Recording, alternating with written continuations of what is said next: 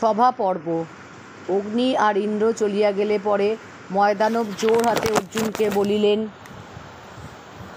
আপনি আমার প্রাণ বাঁচাইয়াছেন, অনুমতি করুন, আমি আপনার কি উপকার করিব।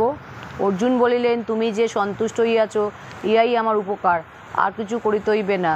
কিন্তু ময় ইহাতে সন্তুষ্ট হইল না। সে লোক নহে।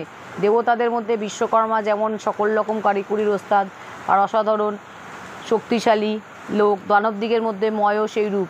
তাহার নিতান্ত ইচ্ছা যে অর্জুনের জন্য সে বড় রকমের কোনো কাজ করে। তাহার মিনতি দেখিয়া শেষে অর্জুন বলিলেন, তুমি কৃষ্ণের কোনো কাজ করিয়া দাও, তবে আমাদের উপকার হইবে। কৃষ্ণ বলিলেন, তুমি মহারাজ যুধিষ্ঠিরের জন্য এমন একটা সভাঘর করিয়া দাও যে আর কেহ তেমনি করিতে না পারে। ময় সন্তোষের সহিত একথায় রাজি হইল। তারপর কৃষ্ণ আর অর্জুন তাহাকে সঙ্গে করিয়া যুধিষ্ঠিরের নিকট লইয়া গেলেন। সেখানে অবশ্য তাহার আদর যত্নের কোনো ত্রুটি রইল না। তারপর সভাগৃহের আয়োজন আরম্ভ হইল। সভাটি যে কিরূপ তাহা বুঝিতে পারিবে, সেটি ৫,০০০ হাত লম্বা ছিল। এমন সভার আয়োজন কি যেখানে সেখানে মিলে? এদেশে যেসব জিনিস জন্মাই না।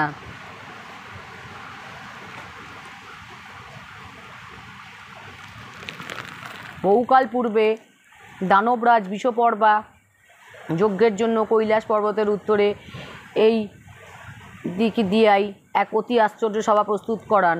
যুধিষ্ঠিরের সবার জন্য সেই সবার মণিমুক্তা স্ফটিক লইয়া আসিল। সেখানে বিন্দু সরোবর আর একটি সরোবরের ভিতরে বিষপর্বার সোনার গদা আর বরুণের দেবদত্ত নামক এক বিশাল শঙ্খও ছিল। ময় ভীমের জন্য সেই গদা আর অর্জুনের জন্য বরুণের শঙ্খটিও আনিতে ভুলিল না। 14 মাসে সভাঘর প্রস্তুত হইল। সে সভা কিরূপ সুন্দর হইয়াছিল!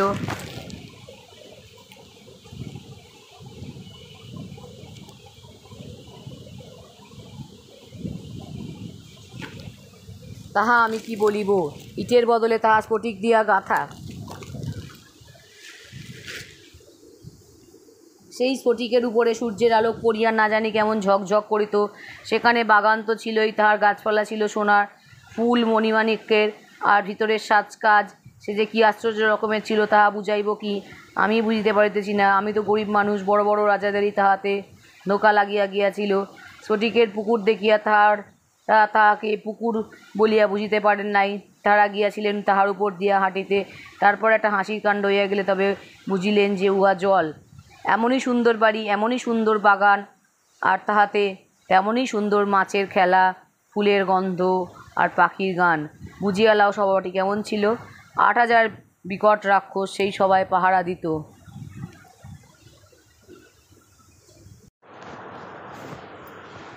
সভা দেখিয়া পাণ্ডবেরা খুশি হইবেন, তাহা আশ্চর্য কি? তেমনই সভা খালি স্বর্গেই আছে, পৃথিবীতে তেমন আর কেউ দেখে নাই। পৃথিবীর রাজরা মুনি ঋষি এরা সকলেই যে সভা দেখিতে আসিলেন। স্বর্গ হইতে নারদ, পারিজাত, রৈবত, সুমুখ, দৌম প্রভৃতি দেবর্ষিরা অবধি সভা দেখিতে আসিবার লোক সামলাইতে পারিলেন না। নারদ যুধিষ্ঠিরকে ইন্দ্র, যম, বরুণ, কুবের আর ব্রহ্মার সভার সম্বন্ধে অনেক আশ্চর্য সংবাদ শুনাইলেন। ইহা ছাড়া মহারাজ পাণ্ডুরও 2-1টি সংবাদ ছিল। স্বর্গ হইতে আসিবার সময় মহারাজ পাণ্ডুর সহিত তাহার দেখা হয়।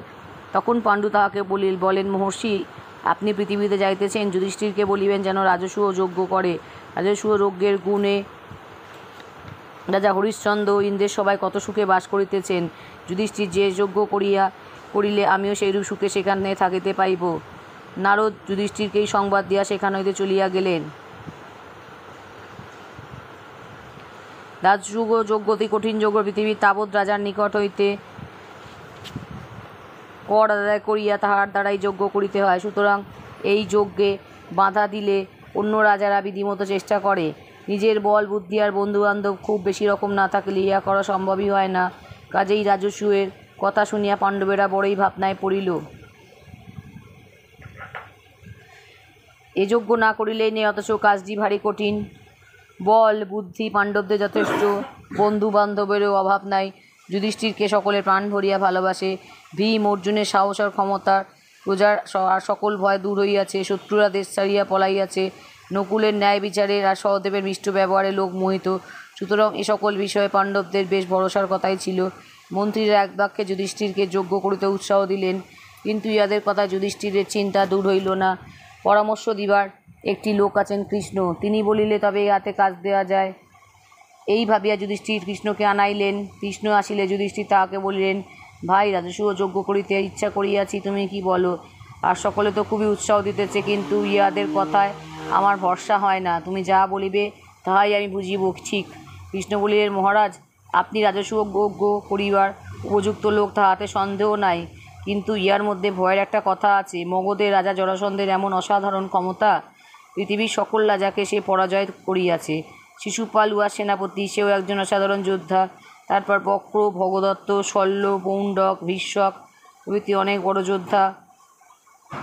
উহার বন্ধু, উহার ভয় কত শত রাজা যে দেশ ছাড়িয়া পালাইয়াছে তাহার সংখ্যা নাই। এমনকি আমরা নিজে উহার ভয় মতুয়া ছাড়িয়া দ্বারকায় আসিয়া বাস করিতেছি। অনেক রাজাকে ধরিয়া আনিয়া দুষ্ট তাহার দুর্গের ভিতরে বন্দী করিয়াছে। এ ব্যক্তি বাঁচিয়া থাকিতে আপনার রাজসূয় হওয়া অসম্ভব। ইহাকে আগে মারিয়া বন্দী রাজাদিগকে ছাড়াইয়া দিতে চেষ্টা করুন, নইলে রাজসূয় যজ্ঞ করিতে পারিবেন না। যুধিষ্ঠির বলিলেন, এই জরাসন্ধকে লইয়া তো বড় মুশকিল দেখিতেছি।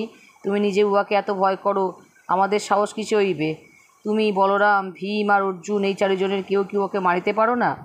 ইহা শুনিয়া ভীম বলিলেন, কৃষ্ণের বুদ্ধি আছে, আমার বল আছে, আর অর্জুনের সাহস আছে। আমরা তিনজনে মিলিয়া জরাসন্ধকে বধ করিব। কৃষ্ণ বলিলেন, জরাসন্ধ ৮৬টি বড় বড় রাজাকে আনিয়া ছাগলের মতো বাঁধিয়া রাখিয়াছে, আর ১৪টিকে আনিতে পারিলেই ১০০টি হয়। তখন উহাদিগকে বলি দেবে, এই সকল রাজাকে ছাড়াইতে চেষ্টা করা উচিত হইতেছি। যে জরাসন্ধকে মারিয়ে কাজ করিতে পারিবে সে সম্রাট হইতে পারিবে, তাহাতে সন্দেহ নাই। যুধিষ্ঠির বলিলেন, আমি সম্রাট হওয়ার লোভে তোমাদেরকে কেমন বিপদে ফেলিতে পারিব না। আমার রাজসূয়ে কাজ নাই। এই সময় অর্জুন সেখানে আসিলেন। তিনি বলিলেন, আমরা ভালো ভালো অস্ত্র পাইয়াছি, আমাদের বলও যথেষ্ট আছে। এইসব থাকিতে শত্রুর সামনে চুপ করিয়া থাকা ভালো নয়, আমরা যুদ্ধ করিব। জরাসন্ধ মগধের রাজা, উহার পিতার নাম বৃহদ্রথ। বৃহদ্রথের ২ রানী ছিলেন। অনেক দিন পর্যন্ত ইহাদের সন্তান না হওয়ায় রাজার মনে বড় দুঃখ ছিল। ইহার মধ্যে একদিন মহর্ষি চণ্ড কৌশিক রাজবাড়ির নিকটে এক আম গাছের তলায় বসিয়া বিশ্রাম করিতেছিলেন। এই কথা শুনিবে মাত্র রাজা মুনির নিকটে গিয়া তাহার অনেক সেবাপূর্বক নিজের দুঃখের কথা জানাইলেন। তখন মুনি ধ্যানে বসিতেই গাছ হইতে একটি সুন্দর আম তাহার কোলের উপর পড়িল। সেই আমটি রাজাকে দিয়া তিনি বলিলেন, মহারাজা, রানীরা এই আম খাইলেই তোমার পুত্র হইবে। ২ রানী সেই আমটিকে ভাগ করিয়া খাইলেন। ইহাতে তাহাদের দুজনের ২ ছেলে হইল বটে, কিন্তু সে অতি অদ্ভুত রকমের ছেলে। তাহাদিগকে মানুষ বলা যায় না, আধখানা মানুষ বলিতে হয়। একখানা করিয়া পা, একটি মাত্র হাত, একটি চোখ, একটি কান, আধখানি মাথা, আধখানি শরীর, এমন ছেলে দিয়া কী হইবে? কাজেই তাহাদিগকে কাপড়ে মুড়িয়া চৌমাথায় ফেলিয়া দেওয়া হইল। জরা নামে এক রাক্ষসী সেই ২খানি অর্ধেক ছেলে কুড়াইয়া পায়। রাক্ষসী ভাবিল, দুটাকে একসঙ্গে জড়াইয়া লইলে বইবার সুবিধা হইবে। এইভাবে সেই যে ২ অর্ধেক একত্র করিয়াছে, অমনি তাহা জুড়িয়া একটি ছেলে হইয়া গেল। বজ্রের মতো শক্ত প্রকাণ্ড খোকা রাক্ষসী তাহাকে কী করিয়া সহজে বইয়া নিতে পারে? সে খোকা আস্ত হইয়াই হাতের মুঠি মুখে ঢুকাইয়া ষাঁড়ের মতো চেঁচাইতে আরম্ভ করিল।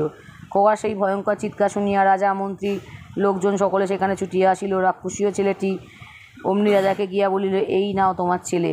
সেই ছেলেই জরাসন্ধ, অর্থাৎ জরা যাহাকে জুড়িয়াছিল। বড় হইয়া সে বড়ই ভয়ঙ্কর লোক হইয়াছে। হংস আর ডিম্বক নামে ২ বীর তাহার বন্ধু ছিল। এই ৩ জন একত্র হইলে ত্রিভুবন জয় করিতে পারিত।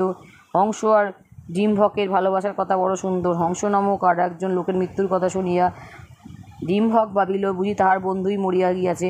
সেই দুঃখে সে যমুনায় ডুবিয়া প্রাণত্যাগ করিল। সে সংবাদ পাইয়া হংসও যমুনায় ডুবিয়া মারা গেল। ইহাদের মৃত্যুতে জরাসন্ধের বল অনেক কমিয়া গেল বই কি, কিন্তু তাহার একেলার ক্ষমতাও কম না। একবার সে কৃষ্ণকে মারিবার জন্য একটা প্রকাণ্ড গদা ৯৯ বার ঘুরাইয়া মগধ হইতে ছুড়াইয়া মারে। সেই গদা মথুরার কাছে আসিয়া পড়িয়াছিল। মগধের চারিধারে বৈহার, বরাহ, বৃষভ, ঋষিগিরি ও চৈত্যগ্নায় ৫টি প্রকাণ্ড পর্বত থাকাতে সৈন্য লইয়া গিয়া সে দেশ জয় করা একেবারে অসম্ভব। তাহার উপরে আবার জরাসন্ধ নিজে এমন বীর, আর তাহার এত সহায়। এই জন্য কৃষ্ণ বলিলেন যে উহাকে অন্য উপায় মারিতে হইবে। কৃষ্ণ, ভীম আর অর্জুন এই ৩ জন সাধারণ লোকের মতো মগধ দেশে গেলে সহজেই জরাসন্ধের দেখা পাওয়ার কথা। তখন ভীম যুদ্ধ করিয়া তাহাকে মারিবেন। এইরূপ পরামর্শের পর ৩ জনে স্নাতক ব্রাহ্মণের বেশে ইষ্ণবস্ত হইতে যাত্রা করিলেন। সেখান হইতে তাহারা ক্রমে কুরু জাঙ্গাল দেশে, তারপর গণ্ডকী, সরযূ প্রভৃতি নদী পার হইয়া কৌশল্যায়, সেখান হইতে মিথিলা হইতে মালয়, তারপর চর্মবতী, গঙ্গা আর সোন পার হইয়া শেষে মগধে আসিয়া উপস্থিত হইলেন। নগরের সিংহদ্বারের পাশে একটি সুন্দর চৈত্য আর ৩টি বিশাল দুন্দুভি টনকা ছিল। সেখানে আসিয়া তাহাদের প্রথম কাজই হলো সেই জিনিসগুলিকে চুরমার করা। তারপর তাহারা খুব খুশি হইয়া নগরে প্রবেশ করিলেন। রাজপথের দুই ধারে ময়রা, সওদাগর, মালাকার প্রভৃতির দোকান ছিল। তাহা হইতে জোর করিয়া মালা লইয়া তাহারা গলায় পরিতেন। এই সকল কাণ্ড দেখিয়া সকলে আশ্চর্য হইয়া ভাবিতে লাগিল, না জানি ইহারা কে। এইরূপে ক্রমে তাহারা জরাসন্ধের নিকটে আসিয়া উপস্থিত হইলে জরাসন্ধ তাহাদিগকে স্নাতক ব্রাহ্মণ ভাবিয়া অনেক আদর যত্ন করিল, কিন্তু ভীম আর অর্জুন তাহার কোনো কথার উত্তর দিলেন না। কৃষ্ণ বলিলেন, ইহাদের নিয়ম আছে, এমন কথা কইবেন না। 2 প্রহর রাত্রির সময় আপনার সহিত ইহাদের কথাবার্তা হইবে। রাত্রি 2 প্রহরের সময় জরাসন্ধের সহিত কথাবার্তা আরম্ভ হইলে জরাসন্ধ বলিল, আপনাদের পোশাক স্নাতক ব্রাহ্মণের মতো, কিন্তু স্নাতক ব্রাহ্মণের তো এমন সময় মালাচন্দন পড়েন না। আপনাদের হাতে ধনুর্গুণের দাগ দেখিয়া ক্ষত্রিয় বলিয়াই বোধ হয়, অথচ আপনারা ব্রাহ্মণের বেশি আসিয়াছেন, আবার চৈতন্যটিও ভাঙিয়াছেন। আমি আদর যত্ন করিলাম, তাহারও আপনারা ভালো করে উত্তর দেন নাই। যা হোক, আপনারা কী জন্য আসিয়াছেন?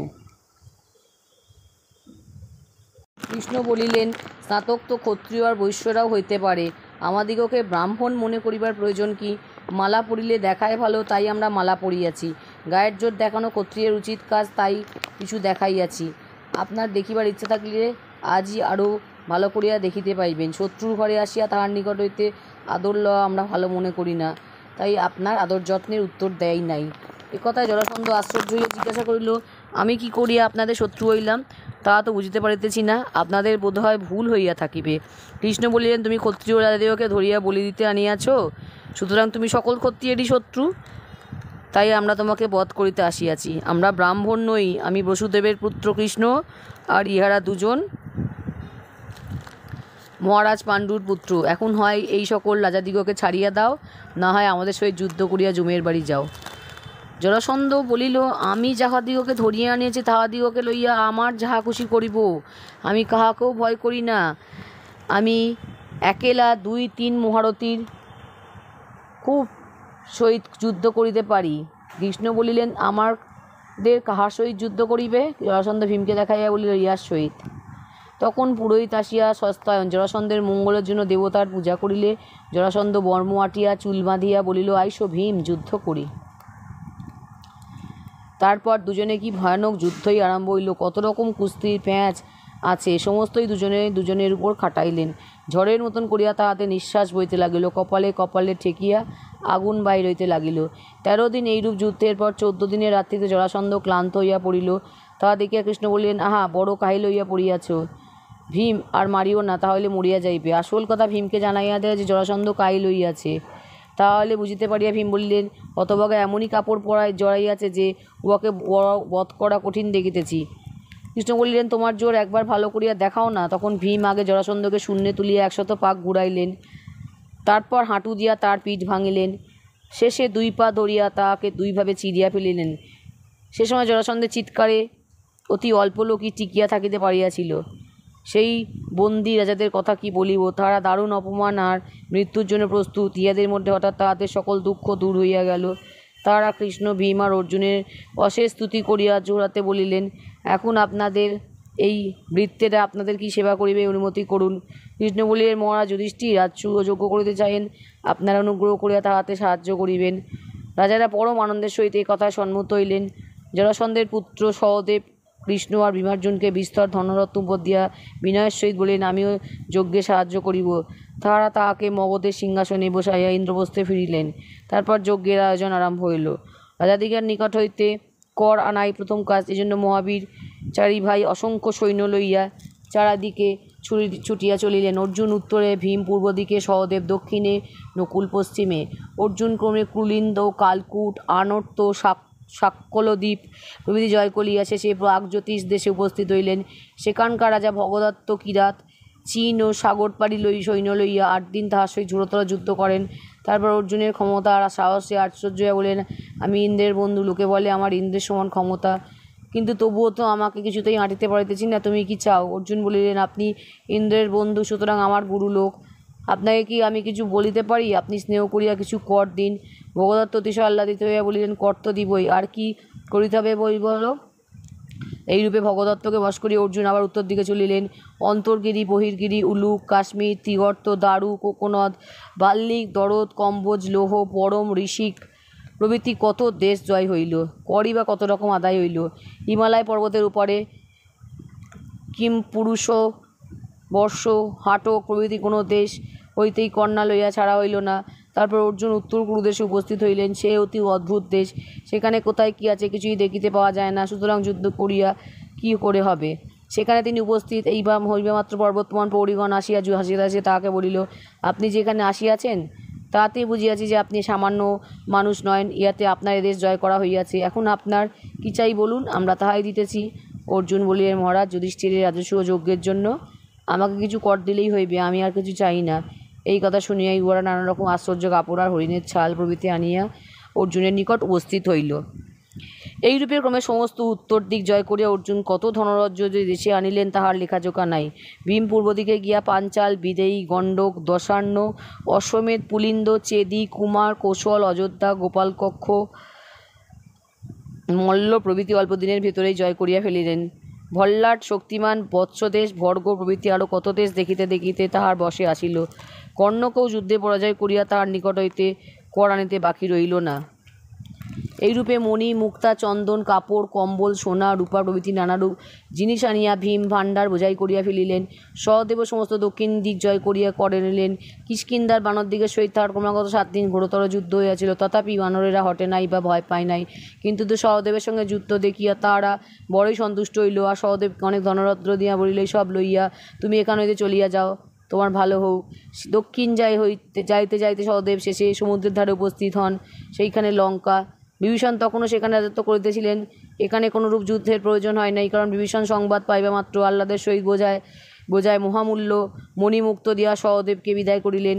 নকুল পশ্চিম দিক হইতে কম করেন নাই 1000 হাতি, সে সকল ধন অতি কষ্টে বহিয়া আনিয়াছিল। যজ্ঞের সময় ক্রমে যতই কাছে আসিল ততই নানা দেশের রাজারা, মুনিরা আর ব্রাহ্মণেরা দলে দলে উপস্থিত হইতে লাগিলেন। কৃষ্ণ ইহার পূর্বেই আসিয়া সকল রকম আয়োজন আরম্ভ করাইয়াছেন। রাজাদিগের নিকট নিমন্ত্রণ গিয়াছে, পুরোহিতেরা প্রস্তুত লইয়াছেন, যজ্ঞের জন্য চমৎকার স্থান প্রস্তুত হইয়াছে, ভোজনের ঘণ্টা লাগিয়া গিয়াছে। নকুল হস্তিনায় গিয়া জোড়াতে মিষ্ট কথায় ভীম, ভীষ্ম, ধৃতরাষ্ট্র, বিদুর, দুর্যোধন প্রভৃতিকে নিমন্ত্রণ করিয়া আসিয়াছেন, তাহারাও আনন্দের সহিত যজ্ঞে উপস্থিত হইয়াছেন। অন্য রাজারাজরা কত আসিয়াছেন তাহার সংখ্যা নাই। ইহাদের জন্য সুন্দর বাগানের ঘেরা মণিমুগ্ধর কাজ করা সোনার দরজা, জানালা দ্বারা বিশাল বিশাল পুরী, পূর্বেই বহুমূল্য আসন, গালিচা, পালঙ্ক প্রভৃতি দিয়া সাজানো ছিল। মিঠাই মন্ডার তো কথাই নাই, আর সুগন্ধের কথা কি বলিব। ফুলের গন্ধ, চন্দনের গন্ধ, ধূপের গন্ধ, লুচি সন্দেশের গন্ধ, এক একজন এক একটা কাজে বিশেষ মজবুত, তাহাদের উপরে সেই কাজেরই ভার পড়িয়াছে। দুঃশাসনের উপর আবার খাবার জিনিস দেখাশোনার ভার, অশ্বত্থামার উপর ব্রাহ্মণদিগের আদর যত্নের ভার, সঞ্জয়ের উপর রাজাদিগের সেবার ভার। ভীষ্মদ্রোণ কাজের হুকুম দিলেন। কৃপাচার্য ধনরত্ন রক্ষা করিবেন, উপহার আসিলে দুর্যোধন লইবেন, আর নিজে কৃষ্ণ ব্রাহ্মণদিগের পা ধোয়ার ব্যবস্থা করিবেন। ক্রমে যজ্ঞের পূজা অর্চনার কাজ শেষ হইয়া গেল। জোনাদার যুধিষ্ঠির যে যা চাইল তাহাই দিয়া সন্তুষ্ট করিলেন।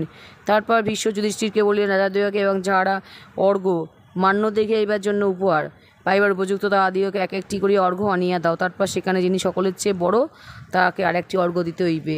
যুধিষ্ঠির বলিলেন, সকলের বড় বলি অর্ঘ্য কাহাকে দিব? ভীষ্ম বলিলেন, কৃষ্ণই সকলের চেয়ে বড়, তাহার সমান মান্য লোক আর এখানে কেউ উপস্থিত নাই। তারপর ভীষ্মের কথায় সহদেব কৃষ্ণকে অর্ঘ্য আনিয়া দিলেন। কিন্তু চেদির রাজা শিশুপালের ইহা কিছুতেই সহ্য হইল না। তিনি যুধিষ্ঠিরকেই বা কত বকিলেন, ভীষ্মেরই বা কত নিন্দা করিলেন, আর কৃষ্ণকেই বা কত অপমানের কথা বলিলেন। তারপর আর রাজাদিগকে লইয়া সেখান হইতে চলিয়া যাইবার চেষ্টা করিতেও ছাড়িলেন না। রাজাদের মধ্যে অনেকে শিশুপালের সঙ্গে জুটিয়া যজ্ঞ ভাঙিবার আর কৃষ্ণকে মারিবার জন্য পরামর্শ আরম্ভ করিলেন। যুধিষ্ঠির, ভীষ্ম ইহারা শিশুপালকে বুঝাইয়া থামাইতে পারিলেন না। তাহাতে সহদেব রাগিয়া বলিলেন, যে কৃষ্ণের সমান সহ্য করিতে পারে না, আমি তাহার মাথায় পা তুলিয়া দিই। এইরূপ তর্ক আরম্ভ হইবার কোন বিষম কাণ্ড উপস্থিত হইল। কৃষ্ণের উপর শিশুপালের অনেক দিন হইতেই রাগ ছিল, আর তিনি নানা রকম তাহাকে অপমান করিতেও ত্রুটি করেন নাই। কৃষ্ণ এতদিন তাহা সইয়া থাকিবার কারণ এই যে, তিনি শিশুপালের মায়ের নিকট প্রতিজ্ঞা করিয়াছিলেন যে আপনার পুত্রের 100 অপরাধ ক্ষমা করিব। শিশুপালের 100 অপরাধ ইহার পূর্বেই হইয়া গিয়াছে, সুতরাং আর তাহাকে ক্ষমা করিবার কোনো কারণ নাই। শিশুপাল ভয়ানক অপমানের কথা বলিয়া কৃষ্ণকে গালি দিতে দিতে শেষে হইলেন, আইসো, আজ তোমাদেরকে আর পাণ্ডবদিগকে জমের বাড়ি পাঠাইতেছি। তখন কৃষ্ণ সবার সকলকে বলিলেন, আমি অনেক সইয়াছি, কিন্তু এতগুলি রাজার সম্মুখে এমন অপমান আমি কিছুতেই সইতে পারিব না। তাহা শুনিয়া শিশুপাল হো হো শব্দে হাসিয়া হাসিতে আরও বেশি অভদ্রভাবে কৃষ্ণকে গালি দিতে লাগিলেন। এমন সময় চাকার মতন একটা অতি ভয়ঙ্কর জিনিস সবাই আসিয়া উপস্থিত হইল। কৃষ্ণ তাহাকে হাতে করিয়া লইলেন। ইয়া কৃষ্ণের সেই সুদর্শন চক্র নামক অস্ত্র। কৃষ্ণ তাহাকে মনে মনে ডাকাতে অমনি ছুটিয়া আসিয়াছে। আজ আর শিশুপালের রক্ষা নাই। চক্র হাতে লইয়া কৃষ্ণ সকলকে বলিলেন, এই দুষ্টের 100 অপরাধ ক্ষমা করিয়াছি, আর ক্ষমা করিব না। এই দেখুন, ইয়াকে বধ করিলাম। একথা বলিবা মাত্রই চক্র ছুটিয়া গিয়া শিশুপালের মাথা কাটিয়া ফেলিল। সবার সকল লোক মুতুলের ন্যায় দাঁড়াইয়া তাহা দেখিল। কাহারও মুখে কথা সরিল না। এইরূপে যুধিষ্ঠির রাজসূয় শেষ হইল। তারপর রাজারা দেশে চলিয়া গেলেন। সকলে চলিয়া গিয়াছেন, দুর্যোধন আর শকুনি তখনও যান নাই। তাহারা সভা দেখিতেছেন। এমন সভা দুর্যোধন আর কখনো দেখে নাই। যত দেখেন তিনি ততই অবাক হইয়া তার উপর আরও ধাঁধা লাগিয়ে যায়। ইহারই মধ্যে কয়েকবার তিনি স্ফটিকের মেঝেতে জল মনে করিয়া কাপড় গুটাইয়াছেন, আবার জলকে স্ফটিক ভাবিয়া কাপড় চোপড় শুদ্ধ থাকতেও হাবুডুবু খাইয়াছেন। সকলে হাসিয়াছে ও যুধিষ্ঠিরের চাকরেরা তাড়াতাড়ি তাহাকে অন্য কাপড় আনিয়া দিয়াছে। স্ফটিকের দেওয়াল তাহাকে দুর্যোধন মনে করিলেন বুঝি দরজা। তাহার ভিতর দিয়া স্পাই হইতে গিয়ে মাথায় ঠকাস করিয়া এমনই লাগিল যে একেবারে মাথা ঘুরিয়া পড়িবার গতিক। তারপর বেচারার আর ভালো করিয়া চলিতেই ভরসা হয় না। খালি কানামাছি বোঁর মতো হওয়াতে হাত বুলাইতে বুলাইতে পা বাড়াইতেছেন। এমনই করিয়া শেষে একবার একেবারে বাইরে গিয়া ধপাস। তারপর দরজা দেখিলেই আগে থাকিতে দাঁড়ান। বাস্তবে কেমন করিয়া নাকাল হইলে বড় রাগ হয়, অথচ সে রাগ দেখাইবার জো নাই, কারণ তাহাতে লোকে আরও হাসে। কাজেই দুর্যোধন জিভ ঠোঁট কামড়াইয়া কোনো মতে রাগ হজম করিয়া সেখান হইতে বিদায় লইলেন। এদিকে কিন্তু হিংসায় তিনি জ্বলিয়া মরিতেছেন। পথে শকুনি তাহাকে কত কথা বলিয়াছেন, কিন্তু কিছুরই উত্তর দেন নাই। শেষে শকুনি জিজ্ঞাসা করিলেন, কি হইয়াছে দুর্যোধন? কথা কইত না যে?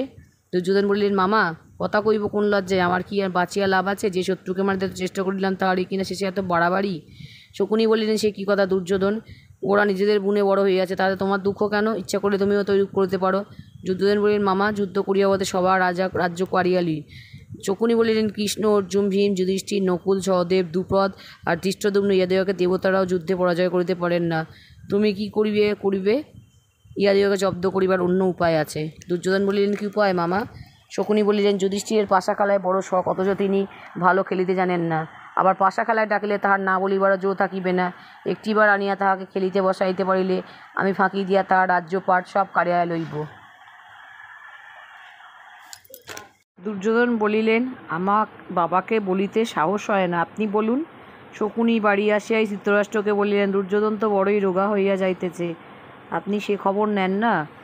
অমনি ধৃতরাষ্ট্র নিতান্ত ব্যস্ত হইয়া দুর্যোধনকে বলিলেন, আহা, বাছার তো তবে বড়ই অসুখ হইয়াছে। কি অসুখ তোমার বাবা? দুর্যোধন বলিলেন, বাবা, আমার ভয়ানক অসুখ হইয়াছে। আপনার চেয়ে পাণ্ডবেরা বড় হইয়া গেল, একথা ভাবিলে কি আর আমি ভালো থাকিতে পারি? উহাদের বাড়িতে রোজ 10,000 লোক সোনার থালায় পোলাও খায়। উহাদের মতো এত ধন ইন্দ্রেরও নাই, যমেরও নাই, বরুণেরও নাই, কুবেরেরও নাই। কাজেই আমার যারপর নাই ভয়ানক অসুখ হইয়াছে। এখন শকুনি বলিলেন, আমি পাশা খেলিয়া উহাদের সব ধন জিতিয়া দিতে পারি। ক্ষত্রিয়কে যুদ্ধে বা পাশায় ডাকলে তাহারা না বলিবার জো থাকে না। যুধিষ্ঠিরকে আমরা পাশায় ডাকলে তাহার আসিতেই হইবে, অথচ খেলিতে জানে না। কাজেই আমি ফাঁকি দিয়া তাহার সর্বস্ব কাড়িয়া লইতে পারিব। এ কথায় ধৃতরাষ্ট্র সহজে রাজি হন নাই। তার নিজেরও এ কাজটা করা ভালো লাগিল না। তারপর বিদুরকে ডাকিলে তিনিও বারবার নিষেধ করিলেন, কিন্তু দুর্যোধনের পীড়াপিড়িতে ধৃতরাষ্ট্র আর স্থির থাকিতে পারিলেন না। আর তিনি নিজের মনেও পাণ্ডবদের প্রতি যথেষ্ট হিংসা ছিল। কাজেই তিনি শেষে বলিলেন, 1000 থাম আর 100 দুয়ারওয়ালা একটা খুব জমকালো সভা প্রস্তুত কর।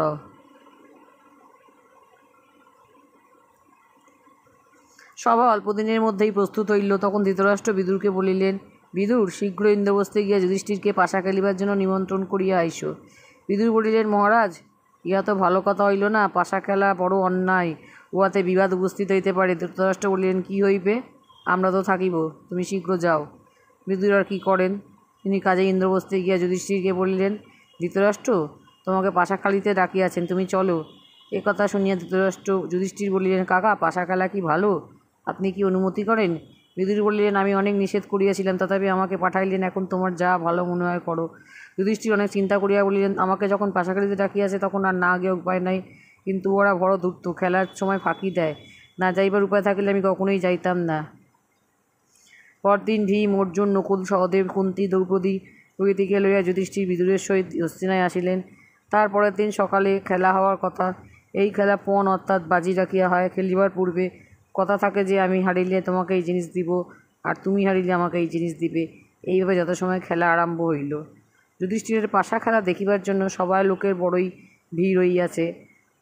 অনেক রাজা, ব্রাহ্মণ, পণ্ডিত এবং সাধারণ লোক সেখানে উপস্থিত। পাণ্ডবেরা 5 ভাই সবার মাঝখানে বসিয়াছেন। তাহাদের সামনেই শকুনিকে সর্দার করিয়া দুর্যোধনের দল। শকুনি বললেন, যুধিষ্ঠির, সকলে বসিয়াছেন, খেলা আরম্ভ করো। যুধিষ্ঠির বললেন, তোমরা সরলভাবে খেলা করিও, ফাঁকি দিও না। শকুনি বললেন, যাহার বেশি বুদ্ধি সেই ফাঁকি দেয়, ইহাতে দোষের কী কথা? তোমার যদি ভয় থাকে তবে না হয় খেলিও না। যুধিষ্ঠির বললেন, ডাকিয়াছ যখন তখন খেলিতেই হইবে। কার সহিত খেলিব বলো? একথায় দুর্যোধন বললেন, পণের জিনিস সব আমি দেব, কিন্তু আমার হইয়া মামা খেলিবেন। যুধিষ্ঠির বলিলেন, একজনের হইয়া আর একজনের খেলা অন্যায়, যা হোক খেলা আরম্ভ করো। খেলা আরম্ভ হইলে পর ধৃতরাষ্ট্র সবাই আসিলেন। ভীষ্ম, দ্রোণ, কৃপ, বিদুর প্রভৃতিও দুঃখিত হয়ে তাহার সঙ্গে আসিলেন। তারপর যুধিষ্ঠির দুর্যোধনকে বলিলেন, আমার এই গলার হার পণ রাখিলাম, তুমি কি রাখিলে? দুর্যোধন বলিলেন, আমারও ধনরত্ন অনেক আছে, এখন তুমি বুড়ি জিতিলেই হয়। এই কথা বলিতে বলিতে অমনি শকুনি বাসা ফেলিলেন। এই দেখো, জিতিয়াম। সকলে দেখিল বাস্তবে কি শকুনির জিত। ইহাতে যুধিষ্ঠির বলিলেন, আইসো, আবার খেলিতেছি। এবারে 1,08,000 সোনার কুম্ভ আর আমার ভাণ্ডারে সকল ধনরত্ন পণ রইল। শকুনি তখন এই জিতলাম বলিয়া সেসব জিনিস জিতিয়া লইলেন। তার ফাঁকি কেউ ধরিতে পারিল না। হায় হায়, পাশায় কি সর্বনাশ হইল! যুধিষ্ঠির যত হারেন ততই তাহার জেদ চড়িয়া যায়, ততই তিনি বলেন, আরও খেলিব। ধূর্ত শকুনি, চুয়াচুরি কাহারও ধরিবার সাধ্য নাই। পণ রাখিবা মাত্র তিনি এই জিতিলাম বলিয়া পাশা ফেলেন, আর যুধিষ্ঠির হারিয়া যান। এই রূপে ক্রমে তাহার দাসী গেল, চাকর গেল, হাতি গেল, ঘোড়া গেল, রথ গেল, সৈন্য গেল, সব গেল। সর্বনাশ উপস্থিত দেখিয়া বিদুর ধৃতরাষ্ট্রকে বলিলেন, মহারাজ, মরিবার সময় রোগী ওষুধ খাইতে চায় না। আমার কথাও হয়তো আপনার ভালো লাগিবে না। দুর্যোধন যে মারা যাইবার জোগাড় হইয়া পড়িতেছে, তাহা কি আপনি বুঝিতে পারিতেছেন না? পাণ্ডবেরা একবার খেপিয়া দাঁড়াইলে ছেলেপিলে চাকর বাকর শুদ্ধ জমের বাড়ি পাঠাইয়া দেবে। এইবেলা দুর্যোধনকে সাজা দিয়া পাণ্ডবদিগকে তুষ্ট করুন। একে তো পাশা খেলায় এত দোষ, তাহাতে শকুনি এমন জুয়াচোর, উহাকে শীঘ্র চলিয়া যাইতে বলুন। একথায় দুর্যোধন ক্রোধ ভরে বিদুরকে গালি দিতে আরম্ভ করিলে। বিদুর বলিলেন, তোমাদের ভালোর জন্যই দুটো কথা বলিয়াছিলাম, দেখিতেছি তাহা তোমার পছন্দ হয় নাই।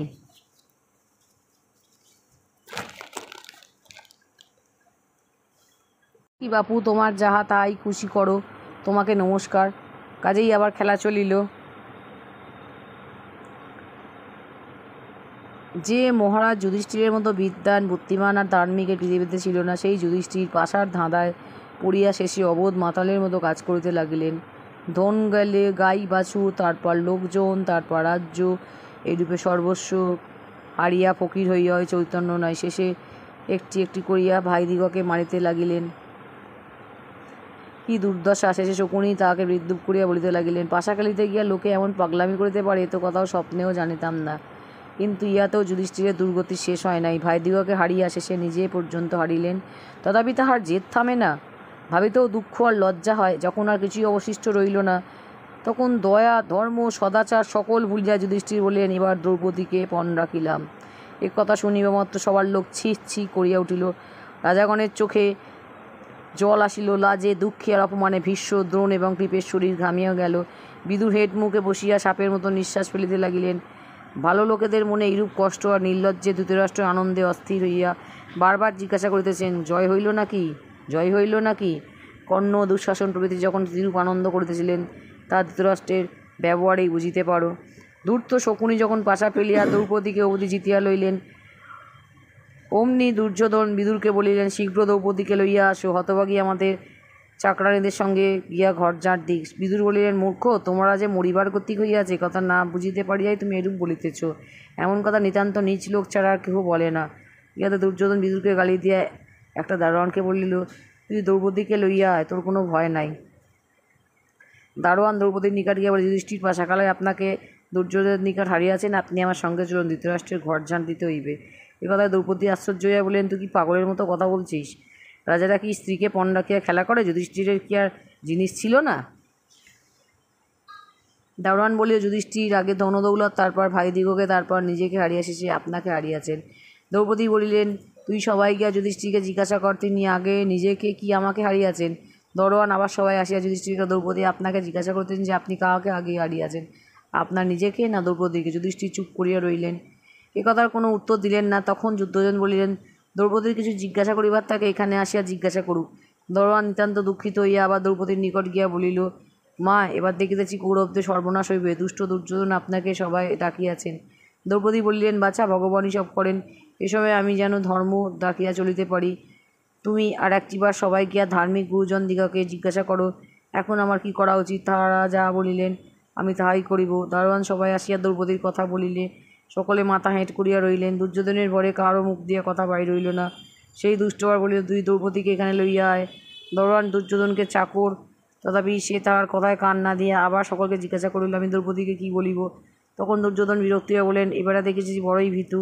দুঃশাসন, তুমি গিয়া দ্রৌপদীকে লইয়া আসো। বলিব মাত্র সেই দুষ্ট দুই চোখ লাল করিয়া দ্রৌপদীর নিকটে গিয়া বলিল, আমরা তোমাকে জিতিয়া লইয়াছি, চলো সবাই চলো। দুঃশাসনের ভাবগতিক দেখিয়া দ্রৌপদী ভয়ে তাড়াতাড়ি গান্ধারী প্রভৃতির নিকট আশ্রয় লইতে গেলেন। কিন্তু সেখানে পৌঁছিবার পূর্বেই দুরাত্মা তাহার নইলের মুঠি ধরিয়া টানিতে টানিতে তাহাকে সবাই লইয়া চলিল। তিনি ভয়ে কাঁপিতে কাঁপিতে কত মিনতি করিয়া বলিলেন, দুঃশাসন, তুমি আমাকে এমন করিয়া সবাই লইয়া যাইও না। কিন্তু হায়, সে দুষ্টের মনে কিছুতেই দয়া হইল না। সে দাঁত কর্মর করিয়া বলিয়া, তোকে জিতিয়া লইয়াছি, এখন তো তুই আমাদের দাসী, চল। এই বলিয়া দুরাত্মা আরও নিষ্ঠুরভাবে তাহার চুল ধরিয়া টানিতে লাগিল। হায় হায়, তখন কেউই সেই দুরাত্মার মাথা কাটিয়া তাহাকে উদ্ধার করিতে আসিলেন না। দ্রৌপদী হা কৃষ্ণ, হা অর্জুন বলিয়া কত কাঁদিলেন, সকলেই বৃথা হইল। এইরূপে দুঃশাসন তাহাকে সবাই উপস্থিত করিল, কেউই তাহাকে নিষেধ করিলেন না। তখন দ্রৌপদীকে বলিলেন, ক্ষত্রিয়ের যে ধর্ম, আমার স্বামী তাহার মতোই কাজ করিয়াছেন, তার দোষ কি? এই দুরাত্মা আমাকে অপমান করিতেছে। দেখিয়াও যখন সবার সকলে চুপ করিয়া আছেন, তখন বুঝিলাম যে কুরুবংশের লোকেরা ধর্ম ভুলিয়া গিয়াছে। ভীষ্ম, দ্রোণ, বিদুর ইহাদের আর কিছু তেজ নাই। দ্রৌপদীর অপমানে পাণ্ডবেরা ক্রোধে অধীর হইয়াছেন, কিন্তু তাহাদের মুখে কথা নাই। এদিকে সেই আসন্ত দুঃশাসন দ্রৌপদীর চুল ধরিয়া টানিতে টানিতে তাহাকে অজ্ঞান প্রায় করিয়া দাসী দাসী বলিয়া হাসিতেছে, আর কর্ণপ্রভৃতি শকুনি বলিতেছেন, বেশ বেশ। ভীষ্ম দ্রৌপদীকে বলিলেন, যুধিষ্ঠির তোমাকে পণ ডাকিয়া খেলিতে পারেন কি না, একথা আমি ঠিক বুঝিতে পারিতেছি না। তিনি অতিশয় ধার্মিক, কখনো অধর্মের কাজ করেন নাই। তিনি নিজেই শকুনির সহিত খেলিতে আসিয়াছেন, আর তোমার অপমান দেখিয়া চুপ করিয়াছেন, কাজেই আমি বুঝিতেছি না যে কি বলিব। দ্রৌপদী বলিলেন, উহাকে দুষ্টেরা ডাকিয়া আনিল, তথাপি কি করিয়া বলিতেছেন যে উনি নিজেই খেলিতে আসিয়াছেন, আর তাহাকে ফাঁকি দিয়া হারাইয়াছে। আপনাদের অনেকেরই পুত্র আর পুত্রবধূ আছেন, তাহাদের দিকে চাইয়া আমার কথার বিচার করুন। এই বলিয়া তিনি কাঁদিতে থাকিলে দুঃশাসন তাহাকে আরও অপমান করিতে লাগিল। তখন ভীম আর সইতে না পারিয়া বলিলেন, ত্যাগ যুধিষ্ঠির, তোমার দোষেই দ্রৌপদীর এত অপমান হইল। যে হাতে তুমি পাশা খিলাছ, সে হাত আমি আজ পোড়াইয়া ফেলিব। সহদেব, শীঘ্র আগুন আনো। অর্জুন তখনই ভীমকে বুঝাইয়া বলিলেন, করো কি দাদা, চুপ চুপ। ক্ষত্রিয় ধর্ম রাখিতে গিয়ে উনি এরূপ করিয়াছেন, তাহা কি বুঝিতেছ না? ভীম বলিলেন, ধর্ম রাখিতে গিয়াছিলেন বলেই এতক্ষণ ওর হাত পোড়াই নাই। এমন সময় ধৃতরাষ্ট্রের পুত্র বিকর্ণ বলে, আপনারা চুপ করিয়া আছেন কেন? দ্রৌপদীর কথার বিচার করুন। আমার তো মনে হয় যুধিষ্ঠিরের দ্রৌপদীর রূপ রাখিয়া পণ ডাকার কোনো ক্ষমতা ছিল না, সুতরাং তিনি হারিলেও দ্রৌপদী তাহা মানাইয়া চলিবার কথা নয়। একথা সবার লোকে চিৎকার করিয়া বিকর্ণের প্রশংসা শকুনি নিন্দা করিতে লাগিল। কিন্তু কর্ণ বিকর্ণকে গালি দিয়া দুঃশাসনকে বলিলেন, দুঃশাসন, তুমি ইহাদের সকলের গায়ে কাপড় কাড়িয়া লও।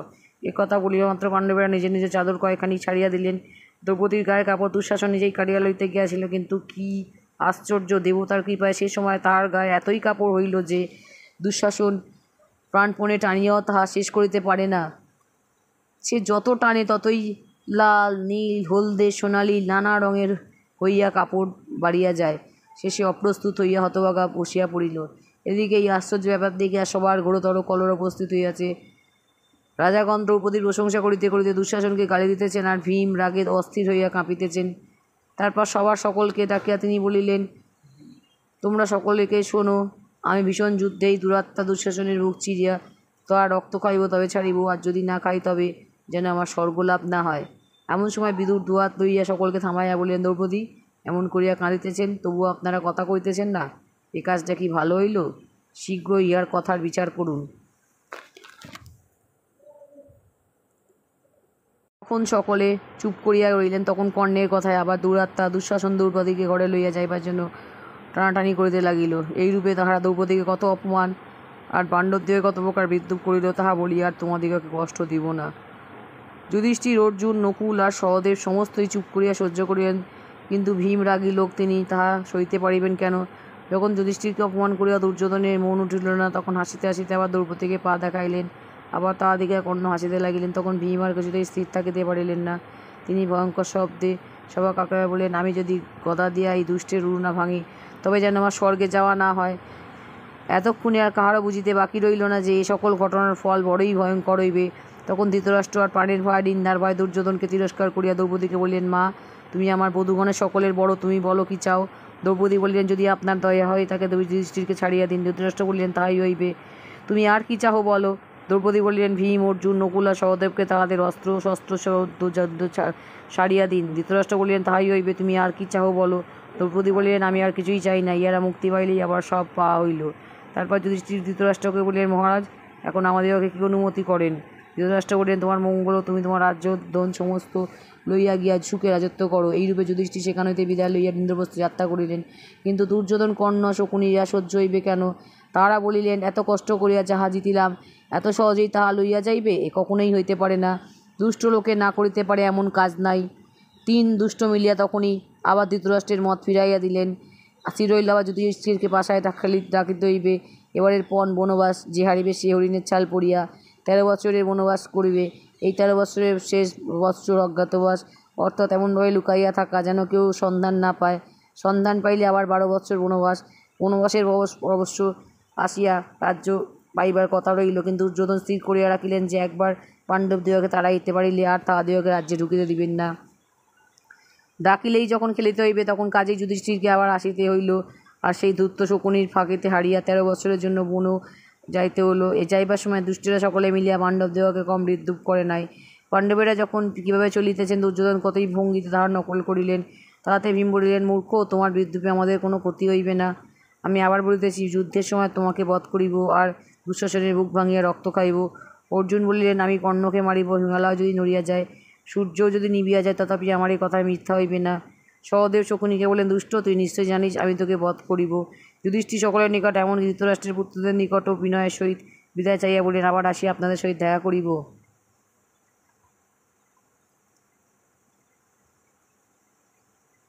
যুধিষ্ঠির সকলের নিকট বলার পর সব জয় কেউ তাহার কথা উত্তর দিতে পারিলেন না, কিন্তু মনে মনে সকলেই তাহাকে অনেক আশীর্বাদ করিলেন। বিদুর বলিলেন, কুন্তী বনে গেলে বড় ক্লেশ পাইবেন, তাহাকে আমার নিকটে রাখিয়া যাও। যুধিষ্ঠির বলিলেন, আমাদের পিতা নাই, আপনি আমাদের পিতার মতন, আপনি যাহা বলিবেন তাহাই হোক, আমাদেরকে আর কি উপদেশ দেন। বিদুর বলিলেন, তোমাদের মতো ধার্মিক লোককে আর বেশি উপদেশ কি দিব, আশীর্বাদ করি তোমাদের ভালো হোক। কুন্তীর নিকট বিদায় লইবার সময় সকলেরই খুব কষ্ট হইয়াছিল, বিশেষত কুন্তীর, তাহার কান্নায় বুঝি তখনও পাষাণ গলিয়াছিল।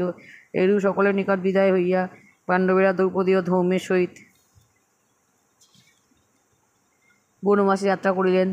দুষ্ট দুঃশাসনের টানে দ্রৌপদীর মাথার বেণী খুলিয়া গিয়েছিল। সে বেণী তা তিনি আর বাঁধেন নাই। প্রতিজ্ঞা করিয়াছেন যে এই দুরাত্মাগণের উচিত শাস্তি না হওয়া পর্যন্ত তাহার বাঁধিবেন না। পাণ্ডবেরা চলিয়া গিয়াছেন। ধৃতরাষ্ট্র, বিদুর প্রভৃতিকে লইয়া কথাবার্তা করিতেছেন। এমন সময় হঠাৎ নারদ অন্যান্য অনেক মুনির সহিত তাহার সম্মুখে উপস্থিত হইয়া বলিলেন, আজ হইতে 13 বৎসর পরে চতুর্দশ বৎসরে দুর্যোধনের দোষে ভীমার্জুনের হাতে কুরুরথদের সকলের মৃত্যু হইবে। এই বলিয়া নারদ চলিয়া গেলেন। আর ধৃতরাষ্ট্র বসিয়া নিজের দুর্বুদ্ধির কথা ভাবিতে লাগিলেন। সভা পর্ব এখানে শেষ করলাম। সভা পর্ব। অগ্নি আর ইন্দ্র চলিয়া গেলে পরে ময়দানব জোর হাতে অর্জুনকে বলিলেন,